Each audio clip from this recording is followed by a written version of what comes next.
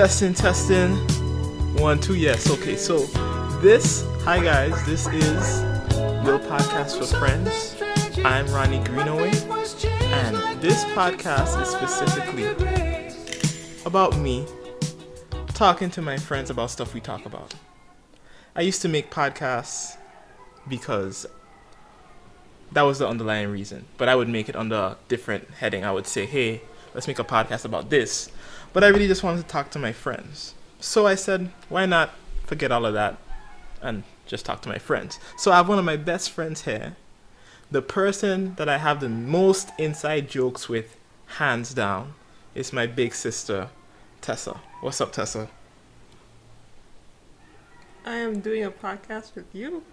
Yeah, you. That's what's up. If you guys saw the video that we were traveling together, Tessa is always putting me, I don't know, you putting me in like bad situations, making me look like I am popping out here in these streets. So you see what I'm talking about? Tessa always makes me look like I'm not popping, which is a good reason. You have to be in control of that part. That's true. Which is a good reason why, we click, to get because yourself out there. That's true. But when I did that video, you said, what did you tell me? You were like, nobody even watches your vlog, Ronnie. That's I what was you just said. teasing you. Oh, sure. Because I'm his sister. I'm supposed to do that. Is that what you're supposed to do? Yes. As brother and sister? Yeah, big sister especially. Okay, because you're my Always big supposed sister, to you get to tease me. But yeah, thanks Keeps for coming. you on your toes. I guess so. But thanks for coming on. I appreciate having you. Now, before I get into anything, This is for my game. this is for your game. Absolutely. That's why we're doing this first. Before I get into anything, I want to tell you about my sister a little bit. She is an amazing artist and musician. What does that mean? I'm going to say it right now. So, I'm an artist. Break it down. okay. All right. Well, maybe you could break it down better than I can. No, just break it down. You break it down. Okay, and you tell me if I'm wrong. Okay. So, she is I don't even like to say drawer. I like to say painter, but she just uses different tools. Pencil artist. Dry media. So, she uses... I use dry media, so I call myself a pencil artist. So that means anything that's dry is like pastel, chalk, graphite, which is pencil, color pencil, anything you can hold like a stick with your hand. Well, sometimes you could hold a paint brush, but it's not brush. Yeah. Anything you could use with your hands with, just without brush. No brush. Excluding the brush. Excluding the water. Excluding the paint. Excluding the oil. The oil, like the wetness. Mm-hmm. So Yeah. it's not wet media, it's dry media. So, okay, I like that explanation. So, you got into that, when did you get into that? Like in college? After college? After I got kicked out of college. Okay. Well, yeah, so after that happened, you said, let's draw something. And like, a lot of people who know you have seen you develop into like this amazing artist. I remember one time you were in the middle of the mall and you drew a picture of Jesus. No, I brought drawings that I already made in the middle of the mall and put them there and sat there. And you didn't draw anything else? I don't remember. What was I was drawing something? Yeah, you were drawing something. You like drew up a fast picture of Jesus. No, I didn't draw anything fast. I don't draw fast. Well, when I remember you I came brought in something that was already being done. And then you finished it. I was continuing on it. I didn't finish it there. Oh, well, it looked finished. I'll just say that. To everybody else who don't know anything about art, it would. Mm-hmm. So that was cool. I do realism art, so that has to do with a lot of detail, and detail takes a lot of time to put in. Mm-hmm. The bigger the drawing, the more detail you have to put in, and the more time it would take. Smaller the drawing, less detail, but still, you gotta put it in. Okay. So it takes time. I'm not a sketch artist. I'm not a fast on the street artist. Mm-hmm. I'm not a caricature artist where you make your ears big. Your ears big, your nose exaggerated, everything. I do realism. Got it. I remember there was a time my brother Ricky, he used to draw before you really got into drawing. He's my brother too. Yeah, your brother. Both of these guys are my younger brothers. Yeah, she is the eldest. First child, definitely. only girl. So we learn a Not lot to deal from Tessa. So I remember, but Ricky, he can draw too. At least he used to, and he drew me once. He used to draw just like that. He would watch something and look at it and just draw it. Since he was like 6 years old, I didn't understand how he could do that, but he did that. Yeah. He even used to draw so much, he drew on the school wall and got in trouble. Oh boy. I didn't know. Well, he used to draw comics Ricky, on the school we ain't wall. trying to put you on blast. All I was trying to say is that he drew a picture of me once, and he drew me with a mustache, and that was back when I was young and I was clean shaven, Okay. no face, and I was so upset. Made you older. I was so upset. I was like, "Why have a mustache?" But it looked good though. I didn't think it looked good, but now that I think back on this guy was, you know, I had a full beard. he was a prophesied. He prophesied the mustache onto me, and now I really have the mustache. You know you done hairy. I guess he did, and he doesn't really have that much facial hair now. So that's He really would try and push it out. okay, yeah. But anyway, regardless, so that's one thing you do, and it's really awesome. Where can people find that art of you? I think it's Etsy.com. You can find all of my art on deviantart.com, but Etsy.com, Etsy shop / you have to put it on the screen. Yeah, I'll put it up. Tessa T Greenaway is where I sell my art. Yeah, That's available right now. and if you're listening, you know, just via audio, the link is in the description. So definitely check out the art, you know, and buy some. Like, it's up for sale. You can get it. You can put it in your house. It's amazing. So the next thing that Tessa has mastered is the art of musicianship. And not only is she a Say it singer, right, no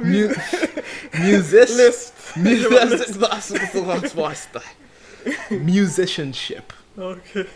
Yeah, so not only is she an amazing singer, but she also teaches voice. So how did you get into singing? I used to teach voice. You used to teach voice. I I'm trying remember. to get back into it. Yeah, I remember the first time, because we're both, you know, Adventist Christians. We both go to church, and one day we you went up with mommy to sing with her. Yeah.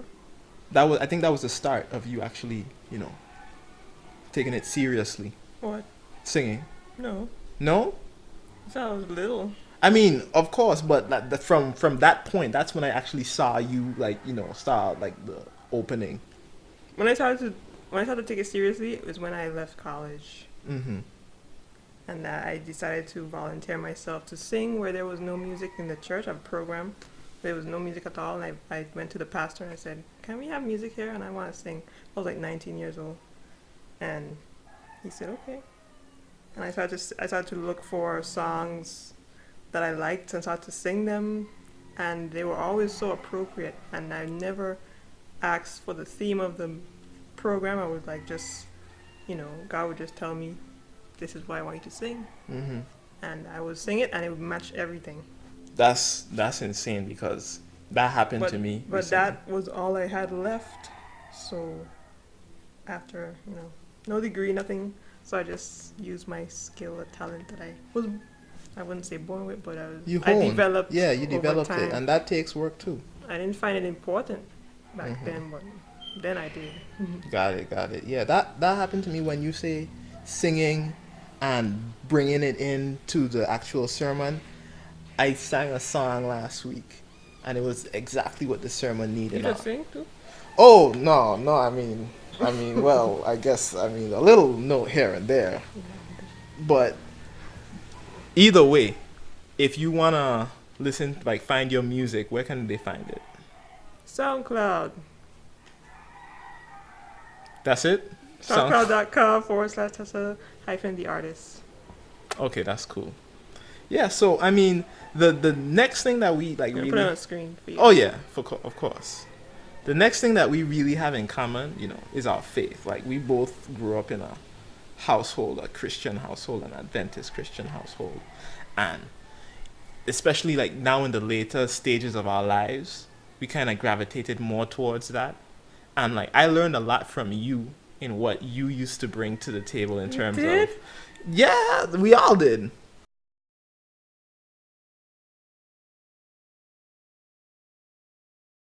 But no, what I was saying is that you started looking online of like videos about um what was happening in music, right? And the evil stuff in music, especially in secular music. I didn't do it on purpose. So how did that happen? I was looking at stuff. I was just looking for something to watch. Uh-huh. It was 2010. Yeah. I had just started teaching voice. Mm-hmm. And so I was looking for something to watch with music. And it just started to lead me behind the scenes. It's like the big rabbit hole. Yes. One I never could get back from, because when you go back to work now, I was working overnight at the same time too. Yeah. And going to school at the same time. And yeah, I went back to school. Mm-hmm. And when I went back to work, I saw all the symbols and evil signs all over the place at work. On sheets, on comforters, on children's toys, all kind of stuff. Yeah. I was like, I started to tell my parents, and they were like, "Oh yeah, okay." They were oblivious and they didn't really understand. Mm-hmm. Only now they start to get into it, but we're not getting into this now, are we? I mean, that's something that we like to talk about, is what the people are doing and like how messed up the music industry is, how deep in the mire it is of evilness, how it's so definitely controlled by evil agencies. Well, what I would say is, don't get a contract with a record company. Mm-hmm. If you can help it, don't ever do that, because they own you. Oh. And go independent. Uh-huh.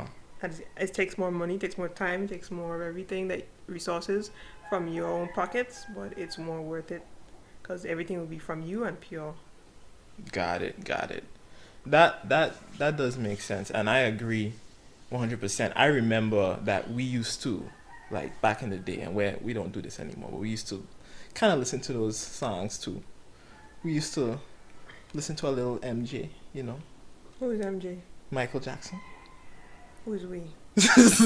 What, you don't deny all of it? Fine. Well, nah, not really, but like the things that we found out after the fact, right? About like how deeply entrenched these people are, and like how these murders, like for Whitney Houston, and you notice I said murders. Prince. He's getting dark right now. These murders. Anyway, okay, so we don't want to get too dark, but that's something that's really interesting that you kind of put me on to. So now when I listen to music, and when I hear it, you have I to take be it. very picky what you listen to. Oh yes, so but picky. Be careful, little ears, what you hear. For sure. And then after that happened, right, we started getting really, really deep into gospel music. And I spent probably from 2011 to 2016 or so, not listening to any secular music whatsoever, just gospel straight. And that forced me to listen more to the lyrics of what I was listening to in the gospel realm. Mm-hmm. So I could pick songs that actually were about my relationship with God, period. And when you do that, it becomes more personable. Yeah. And you understand not just the instrumentation and all that good stuff that people like. That's like air candy, but you understand why the people wrote the song, what it's for. It's supposed to last. It's not just for a time, And we always have this discussion. So I always pick songs to sing like that. We always have this heated debate about what's more important in the song. Lyrics. Is the music or the lyrics? I say lyrics is music.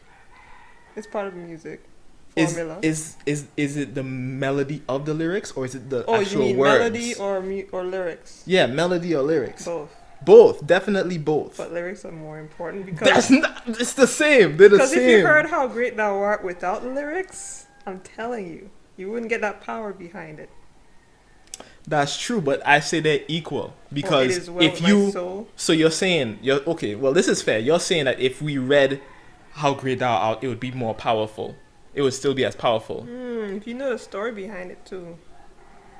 Is it the regular story or is it a special story? Is it like a songwriter story? It's a songwriter story. What is it? Like this guy was walking, I forget his name, Kohlberg is his last name. Uh-huh. And he was walking and some phenomenon which they never usually happen in the weather started to happen. Like it was like beautiful like this, and then all of a sudden it was like thunder and cracking through the sky, rolling around, and then you had rain, and then it stopped, and then it just went back to this, and then all kind of other stuff was happening while he was walking home, and he had to write it down. You know, I see the stars, I hear the rolling thunder. Oh, so that's the beginning of the song. Mm-hmm. But it didn't come out like that. It went through a whole process Yeah.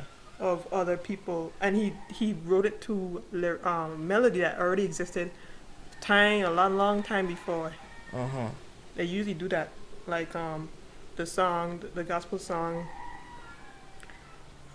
"Amazing Grace Shall Always Be My Song of Praise," was written to Old Danny Boy, which is like a country song. Amazing Grace. Mm-hmm. Old Danny Boy. Oh, okay, Danny. That's cool. I didn't know that. I didn't know that. Let me some more important.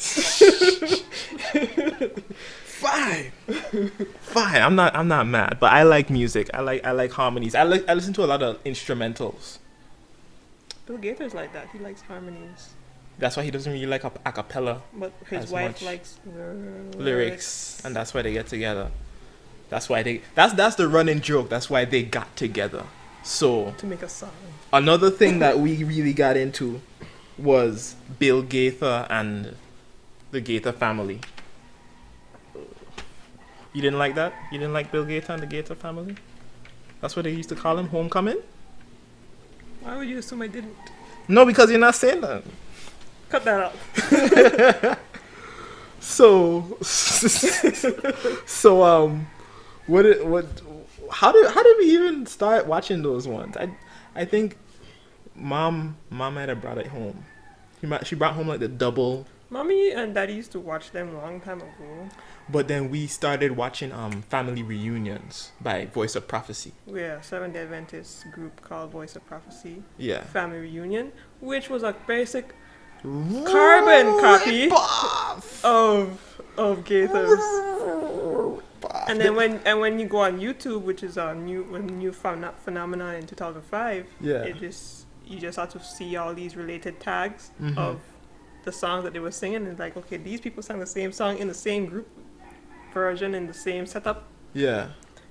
Like a choir with all the best singers in the genre at the time. Mm-hmm. And then later you find out how they started it. And how they started it was they just got together because they got together. Yeah. And decided to start singing because they love singing. Mm-hmm. And then they decided to film it. And then all of a sudden you see like singers like Michael English getting up to direct it. And then it became something that, hey, maybe we could sell this. Yes. You know? And eventually people dug it. They were like, yeah, this is awesome. And it revived a lot of dead careers. That's very true. A bunch of people came together who were already retired from singing gospel songs. So here's a brief history of Gaither, if you guys don't know. It's a guy and his wife who were English teachers. And they quit that and started to make gospel music. They went around selling it. So there's a whole section of... And they created a platform for singers who never really had that kind of promotional platform before. Mm-hmm. They would actually go on a bus from city to city and just, sing, and then the people would call them back, and then the people would refer them, like, this is the old school layman way, but now it's like, oh, I see you on, this TV station, or I see you here, or I see you on Gaither videos. Mm-hmm. Who is that person? And so it was like he was a social media kind of platform. Yeah. Before social media. Yeah. So I mean, what's the most famous song that he sang? Who? That he wrote? He Touched Me. He Touched Me. So if you know He Touched Me, it's a hymn. It's a hymn. Oh, and Because He Lives. He Touched Me and Because He Lives. So if you know those two songs, then you know about Bill Gaither. And his real name is William Gaither in the hymnal, so just in case. So we got caught up with that, got caught onto that. So from that base, you kind of get exposed to a bunch of new music, a bunch of different singers. Like you were talking about Michael English. He worked with Lionel Harris and these types of people. So it was really Yeah, that's another thing too. With Gator, everybody cross paths. Like everybody has a more opportunity to work with each other than before. It was like you sat over here because you black, or you sat over here because you white. Yeah. But gospel music was very segregated back in the day. It kind Yeah. of still is, kind of a little bit, but it became more of like we are one. We are all Christians. exactly. That's another thing that he created. Ecumenicalism. Oh, Anyway, we're not gonna even get into that. But well, I mean, the reason I brought up Gators is just because. oh yeah. Despite their backgrounds, their religious background, I didn't even think of that. Yeah, no, I always think of ecumenicalism. I can't even pronounce the word. How do you say it? Ecumenism. Ecumenism. We're gonna get back to that. Remember that word is No, for we're later. not. We're not. You don't want to talk about ecumenism? This is getting too deep. This would be fun. Okay, fine. Next podcast, we're gonna be deep, and we're gonna talk about ecumenism. We're gonna talk about the music industry. We're gonna talk about oh boy, some things we're gonna talk about. So next episode, I have with Tessa. But I have a YouTube channel too. you talk about those things. You just mentioned my art and my singing. I have a YouTube channel. Oh yeah, too. and you do the I do hair. natural hair. You see this hair? This hair is raved about. This is a probably 5th, 6th day twist out right here. Oh my goodness, that hair is amazing. Whatever. Okay. Moving on. Anyway, so like after we got out of secular music and we into this type of music, what are your favorite musicians coming out of there? Like I know you like I learned a lot from secular singers though. mm-hmm. I don't discount them at all. in They terms are, of they are singing. musicians too. Yes, God gave them their gift too. it's just how they use so it. I learned a lot and I took from everybody. So, but what gospel artists would you recommend people to listen to? Like, you tell me about Lionel Harris is one great one. He's very versatile. If you don't know, especially in his vocals. Okay. Nobody else? What about the group Free? I don't do groups. I like solo singers. You didn't like Free? What's their name? Free. As I said. No, it has a group. Brian Free and And Assurance. and I Assurance. love groups. Oh, now you love groups. Now you love groups. I What? love quartets. Love male quartets. Male. Uh-huh. I love male singers a lot. I love male singers. I love only a fraction of female singers there that I would recommend, even in the secular world. Yes. Whitney Houston is one. Oh boy. She had so much control with that voice. You see, this is the voice teacher talking right now. Yeah. So. And Sandy Patty. I just love everything about Sandy Patty. Whole catalog. Sandy Patty is it. She did everything with her voice. She did more belting than people realize. People think she's just, operatic, classical kind of singer.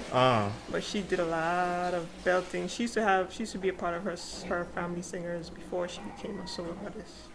There's a comedian that jokes and says before Bill Gator found her, she was a bass. But I mean, like, she can sing that good. Yeah, everybody thinks Bill Gator is the one who discovers everybody, which is why I say he had the platform to raise everybody up and to expose people. Yeah. He's good at that.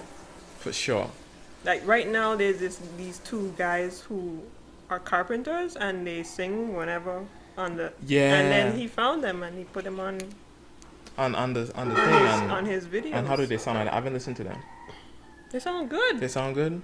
They just break into songs and they're a great duet. Nice. They're just friends. Nice.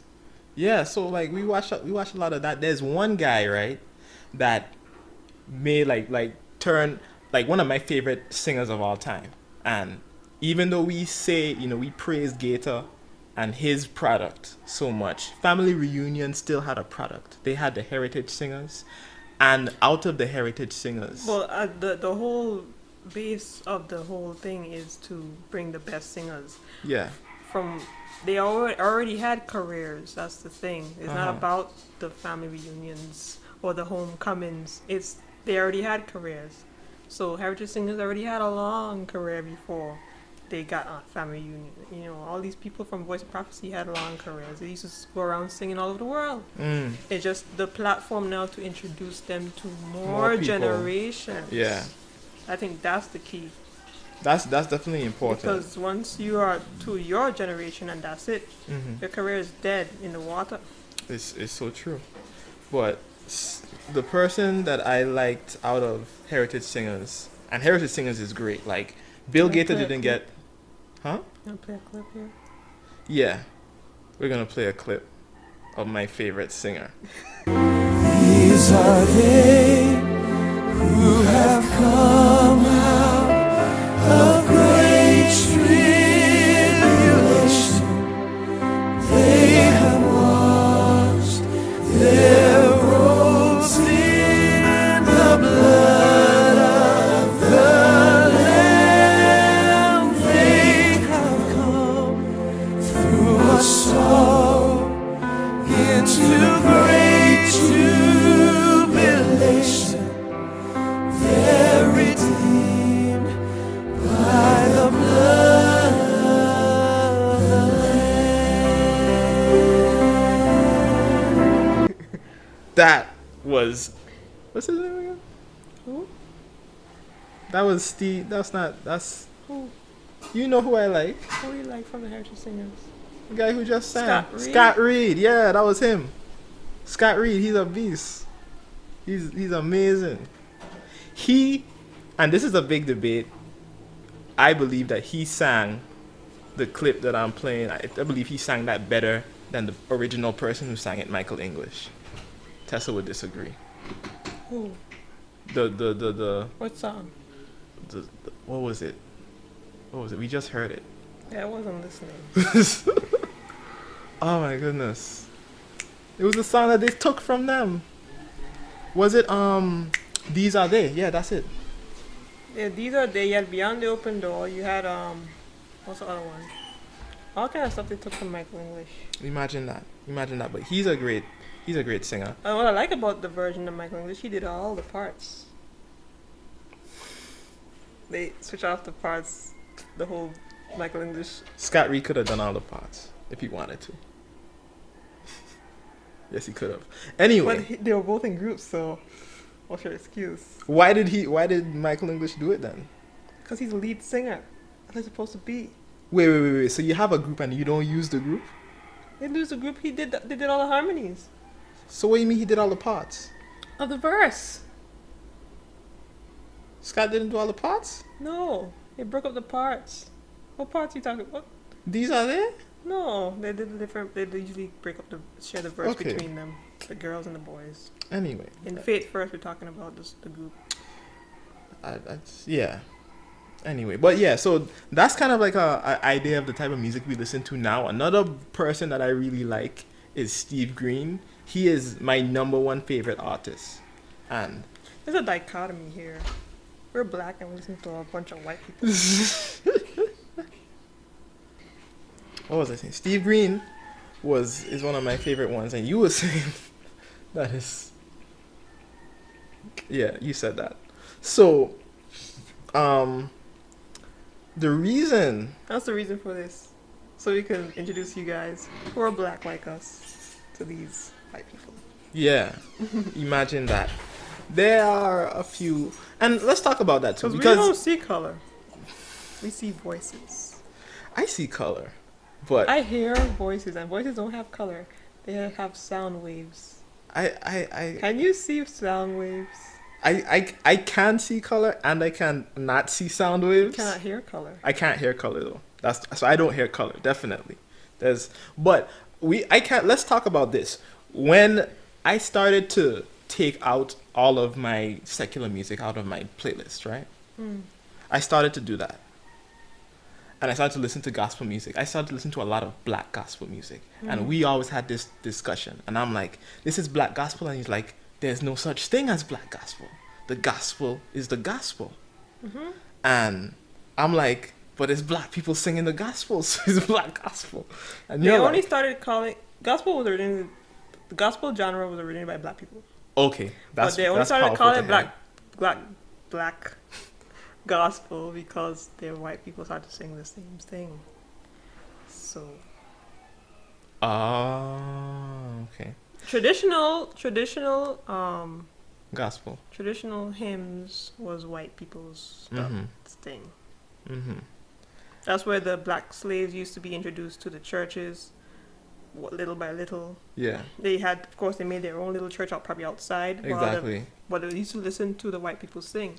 Mm-hmm. And they brought in their spirituals from Africa or wherever they came from. Exactly. Into They try to integrate the hymn type of church. They try to match the order of things in how the church ran itself, the white people, and tried to integrate their own style into it. So they use dance, they use percussion, tambourines, whatever they had, and they would integrate their traditional hymns and they would learn English over time, and it became gospel music. So like two things were developing at the same time, and then they kind of merged a little bit. It was like Almighty Fortress is our God, right? With the white people, and then oh happy day over here, you know. So there's like more rhythm, more offbeat singing kind of thing. Like more on the black keys, the black notes, the pentatonic scale. They scale. used the traditional spirituals that they brought over. Yeah. Wade in the water and stuff like that. Exactly, because they were trying to escape. They used to write out of their head. They never used to write. Mm-hmm. Remember, reading and writing was something that they had to learn. Banned. It was banned. And if they learned it, they were free people, basically. Almost overnight, because they could read contracts. They could read their own lease, their own slave thing that held them. If you read the autobiography of I forgot his name. That's terrible. But one of the like people who became free, one of the great abolitionists, he wrote his autobiography and he said, because he was able to read and write, he was able to get his freedom contract early, and he was able to do a lot of stuff just because he was able to speak so well and read and write. So that was huge. That was like $1 million back in those days. And they brought over cultured people. They weren't animals. They were cultured people. They knew what to do over in their country. You know, they were very high up too. But when they start to birth or reproduce those people are like, you know, exactly. They don't know. They don't know nothing. That's what the people wanted. The lynches of the world. But one thing that makes me think of is the greatest slave revolt of our time. I was thinking about this yesterday. Was in St. John. Because we're from the Caribbean. We live in St. Thomas, Virgin Islands. U.S. Virgin Islands. U.S. Virgin Islands. In other words, we're U.S. citizens. So stop. Slap a flag down. So stop not shipping stuff down to us, please. We are U.S. citizens. I want my products. Let us vote for the president. I don't really care about that. But I want my products. Anyway, so St. John actually had the biggest revolt of our time. The slaves in St. John took over the island and had it for 6 months. And they had to bring the entire Danish army or whatever army it was at the time to take back the island. And people talk about, Nat Turner and stuff like that. People don't even know that St. John had the biggest one of all time. So that's huge. I think they need to make a movie about that. Yeah. I put us on the map. I mean, people don't even know. Anyway. They just know Virgin Islands is nice. Which is true. So come to the Virgin Islands. It is? It's nice. Yes. Tesla, the Virgin Islands is as dangerous as any other place in the world. Third most. What's the top? Chicago, right? I don't remember. Something like that. Anyway, so but aside from that, what I was saying was, I was taking out my music and I was starting to listen to a lot of black gospel music, and you was on me for a specific reason. I don't know if it was because of the screaming, or it's because of it was just the screaming, right? Yeah, my vocal cords hurt. Just hearing that. So what I wonder, what do people think about the differences between black, quote unquote black gospel music? It's not black gospel music, but quote unquote that style of music versus a regular style. As a vocal coach, I know you're against it because a lot of people are like, ah. There are healthy ways to do it. I just don't prefer that style Yeah. So what happened? because of the way I was brought up. You were raised. And a lot of what I listen to, and my disposition is quiet. So like, So not quiet, but like reserved. uh-huh. So I reserve all of that stuff All that wild. for when there's a cockroach in the room that I scream. You know? Yeah. Has to have a good reason for it. Yeah. But like after a while, I started to move away from that music and started to get really, really deeply involved in 80s praise and worship. And right now that's my favorite genre of music. And that's the Maranatha music. That's the Steve Greens. That's the That's what I primarily listened to when I was growing up. 80s, 70s, 80s music. yeah. And the song that was playing in the beginning, Like all the yeah. melodies of the choir just melded together as one voice. You don't really hear that no more. It's true. You just hear separate, have everybody want to have a solo and some shout above the other person. Yeah, that's Heaven is gonna be melded. It's gonna be very blended. So that's a good thing. And what it brings me to is both have a genuine love for Christian children's music.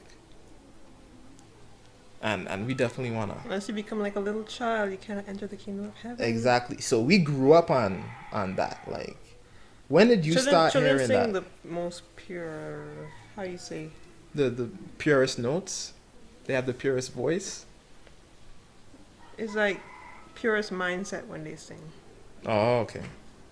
So it translates into the Into the music. So you voice, could yeah. you could feel the purity when you're listening to the music. So like for me, I grew up under these guys. We used to, my brother and my sister, we used to listen to a lot of that music. We had cassettes. It used to play on the radio station. Well, it still does on WGOD on Saturdays, Sabbaths. It plays all children's gospel music. So I, had an affinity for that, and I loved it all the time. And now, like, after like researching and looking into it, I kind of, That's how you listen to it on Sabbaths? yeah, that's what I used to. That's how it. Cause you guys grew up with the actual cassettes. Yeah, the cassettes, and you listen to it until you fall asleep. There you go. Yeah. I didn't have that luxury when I because another We had it. bit of information is they were born before me, my brother and my sister. I I didn't mean, mean to say that earlier. we did say that, but it's key because you had a different childhood than I did. Yes. How was that? You Privileged. grew up in the island of Montserrat, which is where Not really.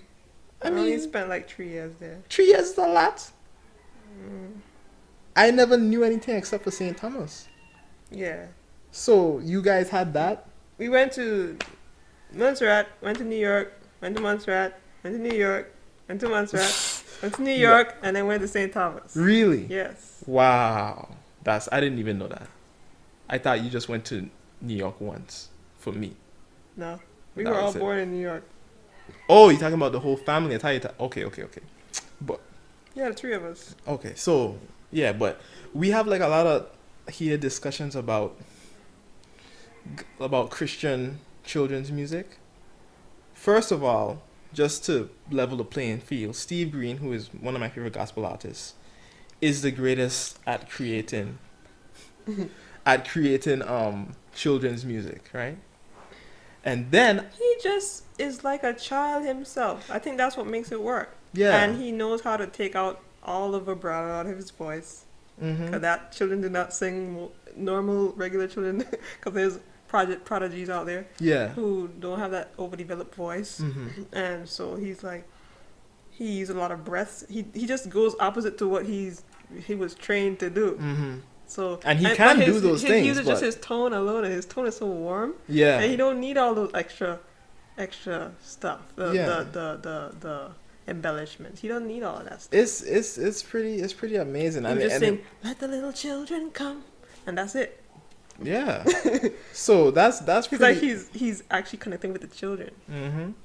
That's pretty cool. I like that about him. That's what kind of like drew me in, and then I learned more, and I learned about this lady called Betsy Hernandez, right? He likes producers. He likes behind the music stuff. I didn't know that I liked behind the music until I started listening to the music. So for example, right, Steve Green made 3 albums in like the 80s and 90s, right? 3 children's albums. He made Hide Them in Your Heart Volume 1, Hide Them in Your Heart Volume 2, and Hide Them in Your Heart Worship. There was only one that he did with Betsy Hernandez where she co-wrote all of the songs. And she has her own album as well. And every song on that album is so much better. Not a little bit. It's so much better than these 2 albums. It's insane. He's also a music enthusiast, and he appreciates it. Yeah, so which is good. So that's why we have a lot of inside, jokes that we can't even get into. You don't want to do one inside joke? How are you gonna be an inside joke if you tell them? Because They're gonna be inside. I mean, look, they ain't gonna see us. They're gonna start using it's only it. an inside joke when they're outside. Okay.